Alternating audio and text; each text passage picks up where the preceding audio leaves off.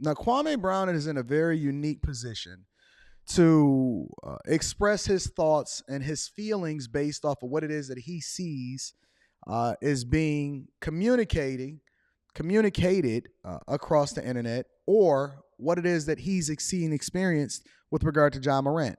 Now, I did call a surveyor. The surveyor's already marked all of that up. I got this a lot. I promise you I got the surveyor and all of that other type of stuff, right? But I'll get there. We'll get there. We're going to talk about the property soon. But Kwame Brown is in a unique position because he's transitioned into being a content creator, which I find a lot of his stuff to be very entertaining when I tune in occasionally. But he's a content creator.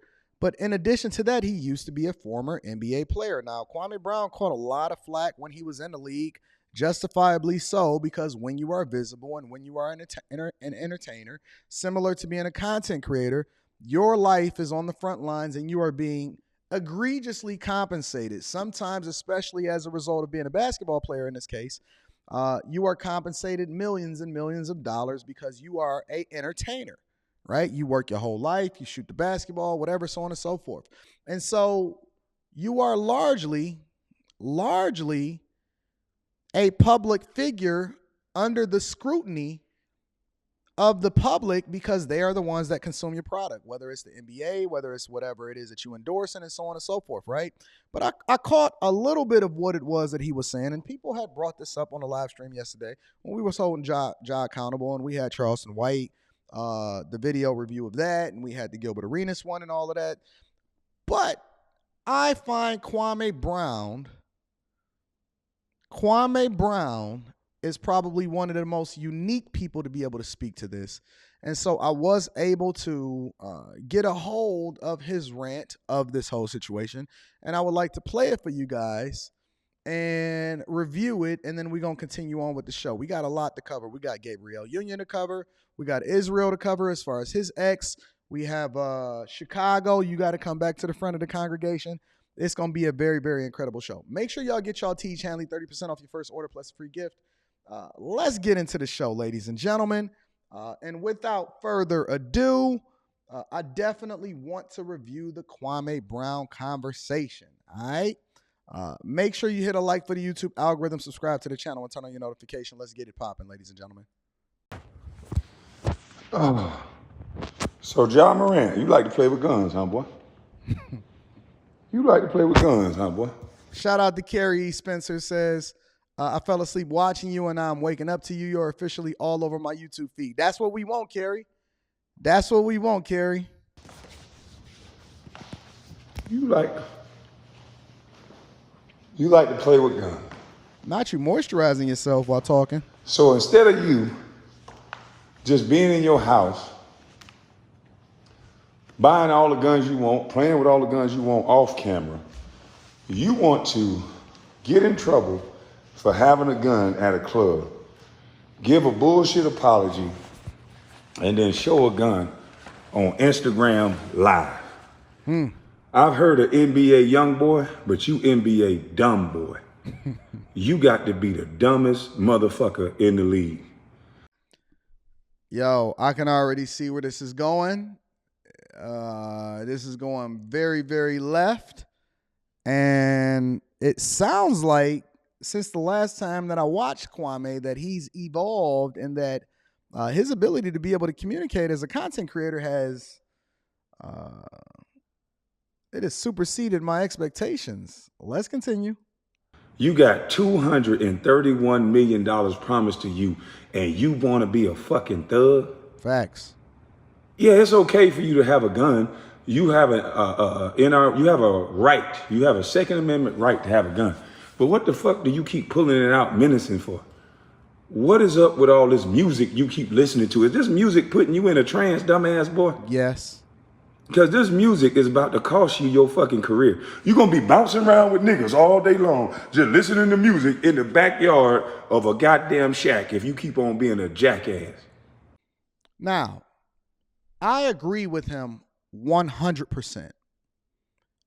And it's funny because these are the same things that I've been communicating and saying and advocating for since I've largely got on the internet and started having a conversation about what it means to be a bag chaser, right? Shout out to my Patreon members. Link is in the description, as well as pinned to the top of the chat. If you're not a part of the Patreon and you don't have your teach Henley, I don't even want to talk to you right now, all right? But this is largely what I've been saying for a long time now. The music. I'm telling y'all, it's the music. And I'm going to get into that much, much later. But y'all don't truly understand how bad this music is for you or influencing you. And I made a video a long time ago about how it was necessary to give up certain forms of music, especially if you're not where you're supposed to be in life, in order to get there, because it is largely impacting how it is that you're moving on a daily basis. But let's continue. You was an NBA dumb boy, and your friends ain't your goddamn friend. Cause I done dumb shit before, and you know when I noticed a real friend, they're gonna tell you when you wrong, and then they ain't gonna argue with you, but they just not gonna participate and go with you Facts. in the bullshit. Real friends are willing to lose the friendship if it is costing you in your personal or professional life. Let me say that one more time. Your real friends are willing to lose the friendship, meaning that they're willing to tell you the truth, not tell you the thing that you want to hear, in order to ensure that you don't fumble the bag, you don't fumble your life, you don't fumble your situation. Listen, people that are around you that's just making you feel good and they not never ever telling you the truth and they just agreeing with everything that you're saying, those are not friends, those are hanger-ons. Let me say that one more time. People that are just making you feel good, and this largely is a thing that happens with two demographics of people. Women of all shapes, sizes. They never believe in shaming. They always believe in supporting their friends, even through they wrong. They gonna ensure that chick don't get caught up. They gonna lie for them and all of this other type of stuff. And famous men. Women of any socioeconomic status, any space in life, no matter what they look like, no matter what it is that they dress like, no matter what their color is, and then famous men, because the famous men usually have people that's hanging on that see that guy as his meal ticket. And that means that he not even your friend or he not even a real man, because if he's depending on you in order to ensure that he eats and so that he tells you whatever it is that he, listen, a dude that's willing to crash out for you is not your friend. I'm going to be honest with you. A dude that's willing to crash out for you, meaning that if you hanging around this dude and he a rapper or something like that and you see a whole bunch of illegal activity and he looking at you as the fall boy and saying, yo, I'll pay you or I'll make sure that you're taken care of, that your family is taken care of, if anything happens or as a result of it, that's not your friend, bro. That's not your friend. Friends don't let friends crash out. Friends make sure that you're in a position of power so that you don't have to crash out at all. And I'm going to be your friend by removing myself from the situation because I'm not crashing out for nobody. My life is just as valuable as your life. And so you never going to find me in a space where I'm hanging out with a group of people that's not. That's why I rock out with the Patreon members, because those are my family. See, a real friend don't keep telling no man over and over and over what's right and what's wrong. You just tell them and you let them make their own decision. But you don't, I wouldn't be the friend in the car next with you recording you doing something stupid. Facts. That nigga that got that cell phone and knew you got a gun and know you dumb enough to pull it out on camera, he should have never been recording your dumb ass, because you NBA dumb boy. Facts. Thank God you can shoot a goddamn basketball, you can jump, because that's about all you can do. Your brain is fucked up. And it's funny because everybody keeps telling me how intelligent John Morant is. So let me ask y'all a question. Does intelligence also equate to wisdom? Just think about it for a minute. Does intelligence automatically equate to making wise decisions and wisdom? Right? Because I've seen some people who we largely consider C students like myself. I've seen some people who people look at as not quite intelligent, but for some reason they keep on continuing to elevate and win, and they don't find themselves in jail. But some of the smartest people, the people that we say, oh man, they could have translated that into corporate America instead of selling drugs and then going to jail for the next 30 years. Do we equate intelligence to wisdom? Because you got $231 million and you trying to be a street nigga? What kind of dumbass shit is that? Them niggas don't think you know street nigga, dumbass boy. Them niggas can't wait for your dumb ass to come to the chain gang. They gonna see how high your ass jump. Your ass gonna be playing ball at goddamn Pelican Bay, jumping over niggas in the chain gang. They gonna knock your ass out the air. They ain't gonna let you just dunk on them like that in the chain gang. You dumb Talk to motherfucker. Michael Vick about that. You wanna be the new Gilbert Arenas. You wanna be the new motherfucking Gilbert Arenas. It's this fucked up ass culture where a black man just can't be a fucking black man. He gotta be. Is Kwame Brown watching my stuff? Kwame Brown has, maybe we all just aligned. Make sure y'all hit a like for the YouTube algorithm. The likes is looking quite anemic. But maybe we just literally, maybe black people that's of a certain ilk are just waking up. And so we all kind of got the same talking points because we sick of the bullshit. We sick of the nonsense. We sick of operating in a space where everything is an excuse as to why you can't or why you're not the man that you're supposed to be. And then you continue to lean on the victim Olympics in order to feel a certain type of way. Even Gilbert Arenas is telling this dude, listen, fam, you need to lay low, stay out of it. I done already been through it. What the hell is we talking about? You don't even listen to your OGs. You don't listen to nobody. You don't listen to your daddy. You don't listen to the OGs. You don't listen to people that actually shot the ball. You don't listen to people that actually went through it. You don't listen to none of that. Okay. Be a dumb nigga that's pulling out guns and shit just because he listening to a goddamn song. Since when music and a gun go together, you dumb motherfucker? Why do you niggas always gotta have a gun menacing in the air with a goddamn gun like that mean anything? It's all about who get that motherfucker out and downrange it on the target first. It don't matter you got a goddamn gun. Everybody got a motherfucking gun. Who you think you finna scare by showing somebody that little ass pistol? That ain't gonna scare no motherfucking body. So what the fuck are you doing?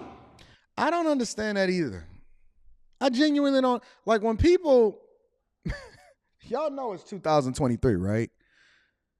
It's 2023. So having a gun is not a stunt.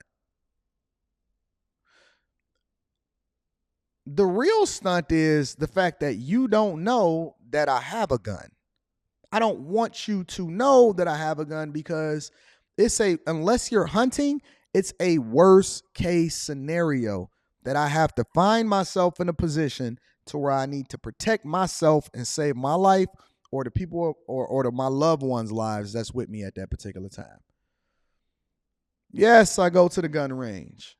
Yes, I am very, very well educated in what it takes or what scenarios and situations that you find yourself. That's not a stunt. The thugs got a gun. The brokest people in the world right now running around in Chicago, oh, we gonna get there. They got pistols. Everybody got a pistol. How is that a stunt? You are a millionaire. I thought the stunting was like driving the fast cars at least, or the big house, or own a property, or I thought stunting was like not finding yourself in a scandal and all of that other type of stuff. I thought that was the stunt, doing things that regular everyday people don't have access to. This ain't no stunt. When did having a pistol be a stunt? I don't even like it when dudes do the money phone. But at least we know the majority of people can't really do the money phone and then run it through to actually show that it ain't a bunch of ones in there. When did having a pistol become a stunt? All you doing is making yourself look stupid.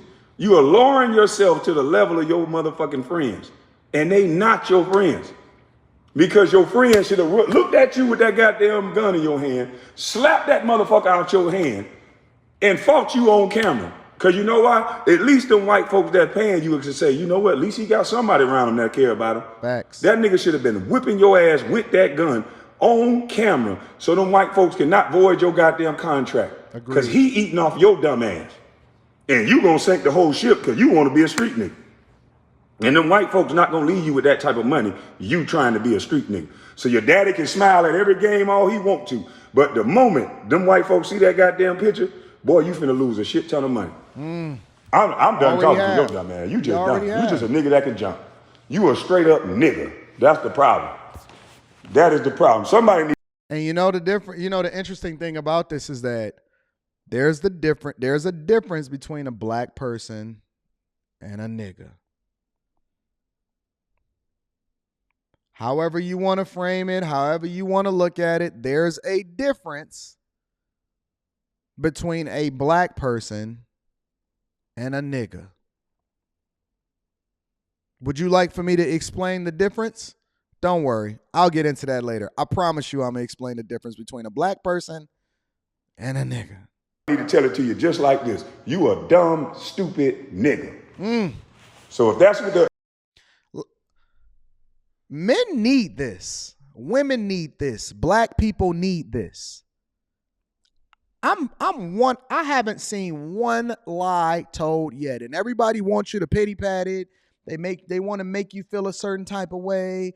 They want you to be in your feminine energy when you're having a conversation with them in order to make them feel good. Don't disrespect them. At what point are we going to start getting into real talk and we're going to start having conversations about how it is that people are truly operating and how you need to get yourself together? At what point are we going to start being real with each other and start being honest about how it is that we need to move? Because real friends will tell you the truth.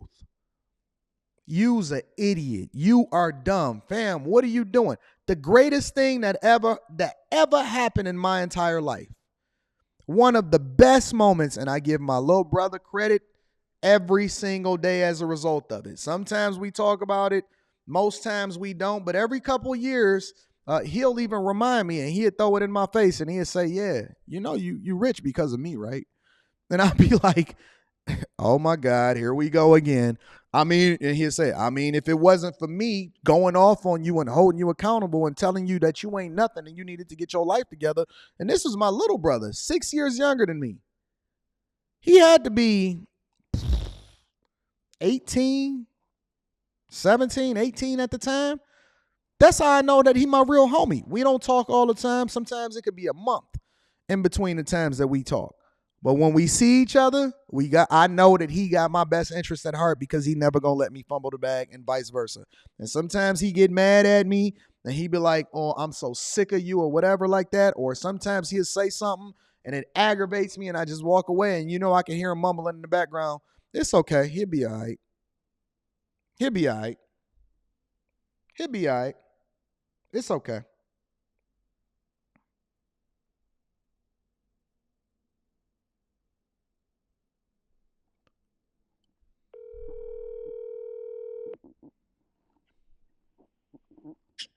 Daniels for Deli, how can I help you? What up? I'm on the live stream right now. Okay. Jesus. Do you remember back in like 06, 07 or something, I had got fired from my job or whatever like that, and I was upstairs and I was in your room. How old were you at that time? I was 19. You was about 19 years old. You basically was like getting out of high school. Yeah, I graduated in 2006. What did you say to me? I basically told you was up there telling me how you had all these plans, you was get all this stuff done, and I told you wasn't gonna do nothing because you ain't been doing nothing, and that you need to get your life together. And you got mad a little bit, and we debate over whether you started crying or not. But I never cried. I never cried. I don't know about that. But you got mad because I told you the truth, and I told you, oh, you was telling me how you was about to get your degree and go to school and do all of this stuff, and I told you wasn't gonna do nothing because you ain't did nothing, and that you need to do what you say you're gonna do because otherwise you'll just continue to lose like you was losing. So you got mad, and then you changed everything.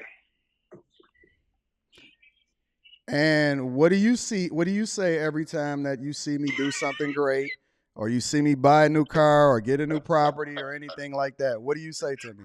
All I say is congratulations. That is not what you say. That is not what you say.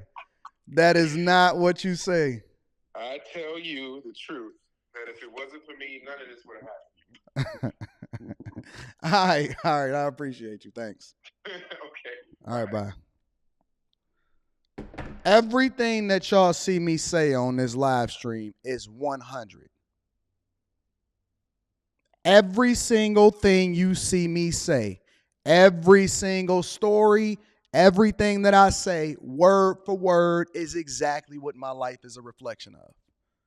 Every single thing. Real friends, real brothers, real people that hold you down, real people that do all of this other type of stuff. Yo, they are going to tell you the truth. They're not going to say the thing that makes you feel good. And it pissed me off. It pissed me off to my core that he said that to me. And at the time, I wasn't mature enough to actually understand that, yo, planning don't mean shit. It's the execution that go behind it. And he was tired of hearing me talking. He was tired of hearing me talking. Everybody around me can say something to me and say, yo, I ain't hearing that. I ain't trying to hear nothing that you talking about.